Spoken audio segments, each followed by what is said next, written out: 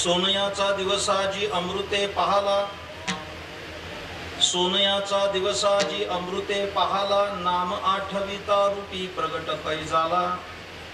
गोपाळा रे तुझे ध्यान लागो मना, अनुन विसंबे हरी जगत्रय जीवना.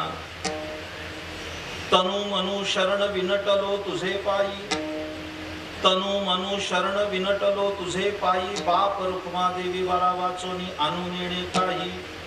गोपाळा रे तुझे ध्यान लागो मना, अनुन विसंबे हरी जगत्रय जीवना. विठ्ठला विठ्ठला विठ्ठला.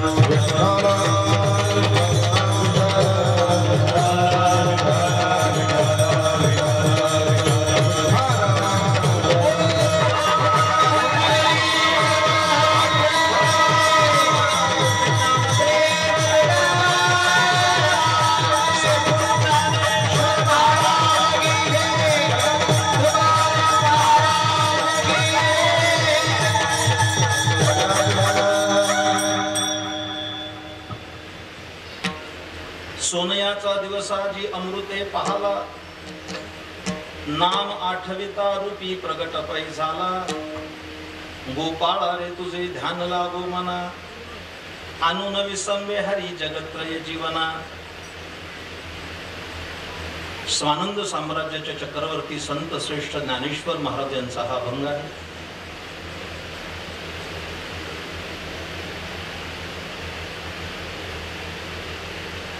आपल्या या पुराण प्रसिद्ध गावामध्ये वारकरी पंथाचा हा सुवर्ण महोत्सव संपन्न होतो आहे. आणि याच पर्वावर वारकरी पंथाचे थोर संत सत्पुरुष असे ब्रह्मलीन गोपाजी बाबा यांचं मंदिर निर्माण होत आहे. आणि त्या मंदिरामध्ये त्यांच्या प्रासादिक मूर्तीचं उद्या प्राणप्रतिष्ठा सत्र आहे आणि त्याच्या पूर्वसंध्येचंही कीर्तन आहे.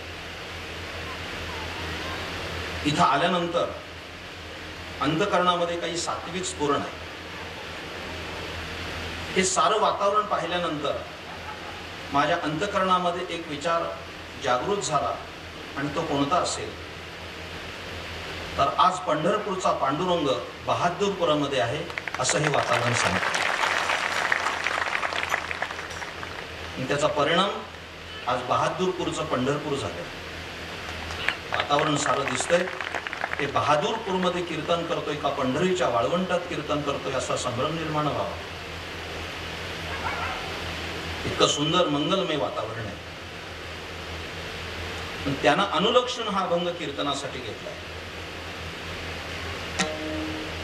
जर बहादूरपूरच्या एखाद्या माणसाला प्रश्न विचारला उदयिक सकाळी की आज तुमचा दिवस कोणता आहे, तर या गावातल्या प्रत्येक माणसाने उद्या सांगितलं पाहिजे आज आमचा सोन्याचा दिवस आहे, तो आज आम्ही अमृतानं पाहिजे. त्याचंच विवरण मी आता करणार आहे. माझ्याकडे लक्ष द्या. हे सारं माझं कथन ऐकण्यासाठी सर्वांना माझी नम्र विनंती आहे की आपले मोबाईल शांत करून ठेवा.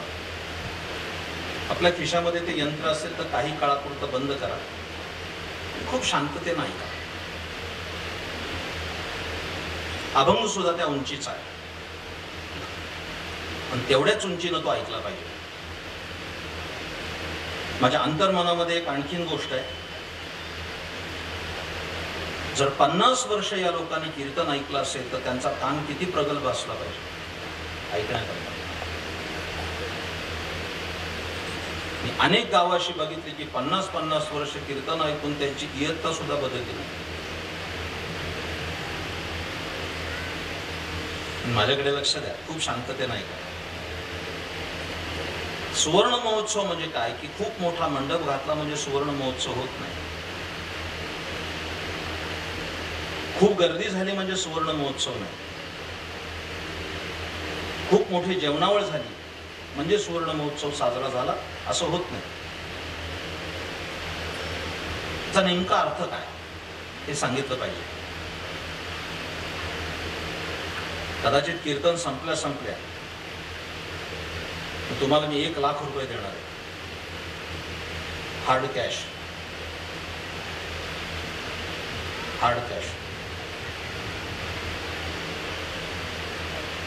पण अट एकच आहे, त्या मागची अट एक आहे की शेपूट वाकडं नसलेलं कुत्रं दाखवायचं.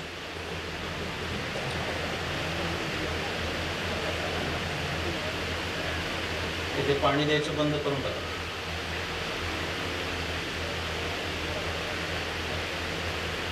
दोन तास शांत ऐकलं पाहिजे.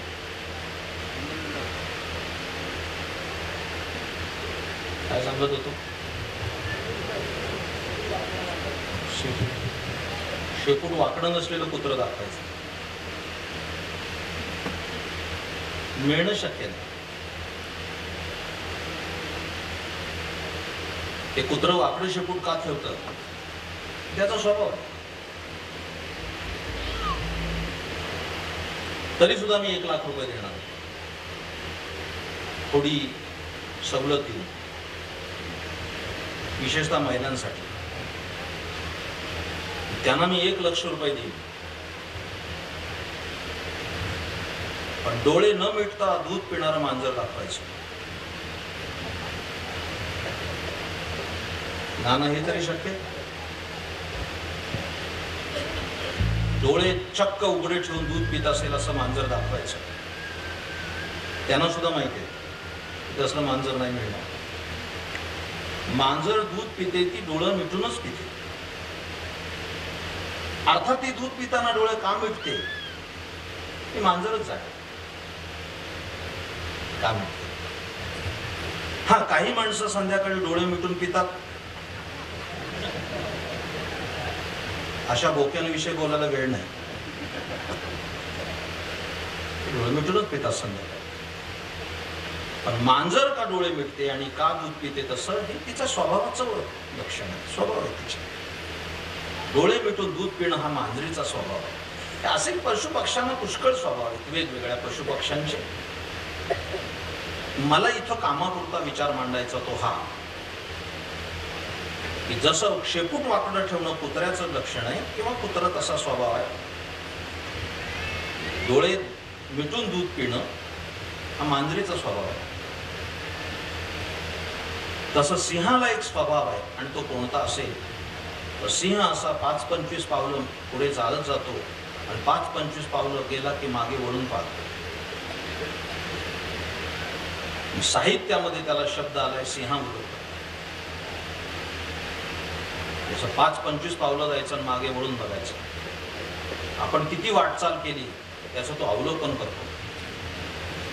समस्त बहादूरपूर ग्रामस्थांना माझं आज सांगणं हे आहे की हा सुवर्ण महोत्सव म्हणजे 50 वर्ष आम्ही पारमार्थिक वाटचाल केली, आमची गुणवत्ता किती वाढली हे पाहणं म्हणजे हा सुवर्ण महोत्सव आहे. की आम्ही 50 वर्षामध्ये आम्ही वाटचाल केली अध्यात्माची, त्यात आमची गुणवत्ता किती वाढली हे पाहणं गरजेचं आहे. तर आम्ही सुवर्ण महोत्सव साजरा केला. मी कीर्तनाचा शेवट खूप चांगला करणार आहे, पण ते आत्ता नाही सांगणार, बरोबर 9 वाजता सांगणार आहे. ते टॉप सिक्रेट आहे, ते ओपन नाही करत.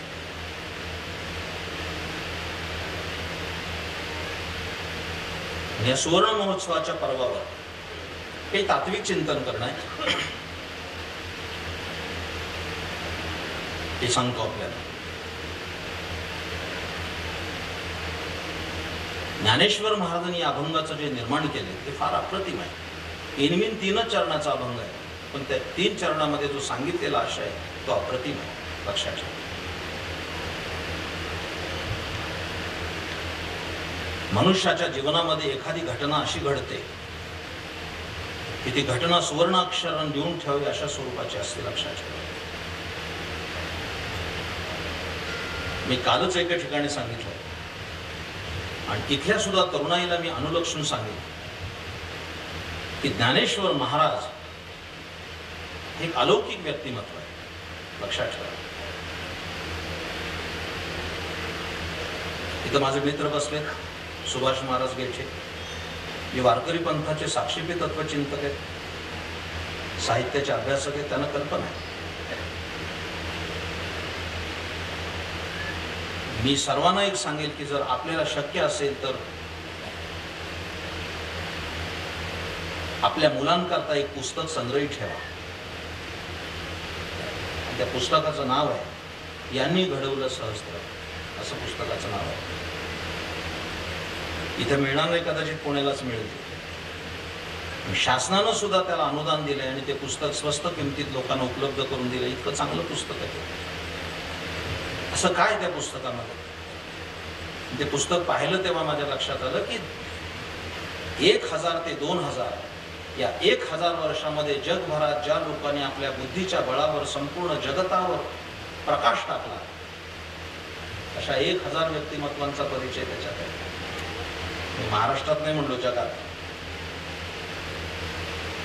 आणि म्हणून एक कौतुक आहे त्याच्यातलं मला जे पाहायला मिळालं, आणि ते कोणतं असेल तर या 1000 व्यक्तिमत्वांमध्ये ज्ञानेश्वर महाराजांचं चरित्र ही वारकरी संप्रदायाच्या दृष्टीनं ललांभूत अशी गोष्ट आहे. इतकं सुंदर चरित्र त्याच्यामध्ये ज्ञानेश्वर महाराजांचं. त्याच्यामध्ये महाराणा प्रताप आहे, छत्रपती शिवाजी महाराज आहेत, अनेक व्यक्तिमत्वांचा, खेळाडू आहेत, राजकारणी आहेत, लेखक आहेत, तत्वज्ञ आहेत, कवी आहेत, साऱ्यांचा अंतर्भाव आहे, समाजसुधारक आहेत.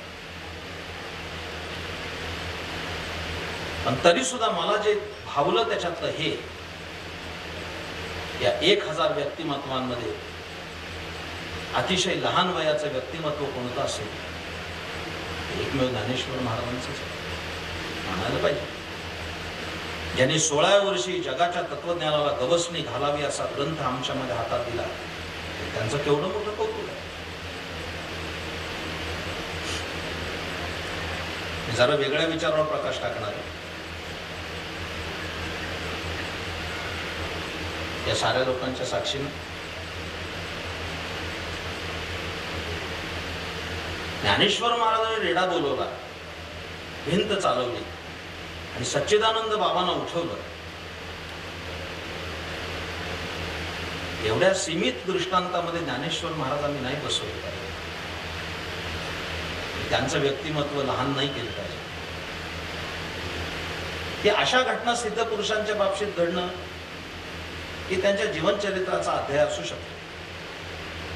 तुम्ही एवढे तमाम लोक बसले ना, त्यांच्या सर्वांच्या साक्षीनं सांगतो, माझ्याकडे लक्ष द्या. ज्ञानेश्वर महाराजांनी रेड्याच्या डोक्यावर हात ठेवला आणि रेडा वेद बोलला. याचं मला कधीही नवल वाटलं नाही, कधीही नाही.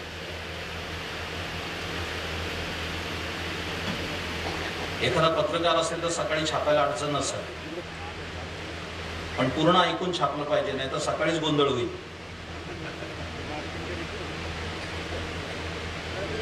नीट ऐका मुलीकडे.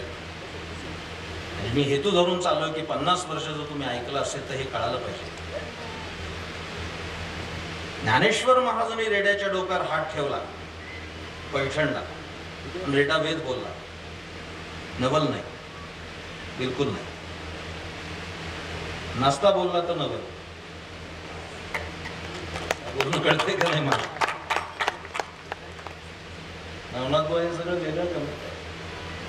ज्ञानेश्वर महाराजांनी जर डोक्यावर हात ठेवला, रेडा वेद बोलला, नवल नाहीये. नसता बोलला तर नवल.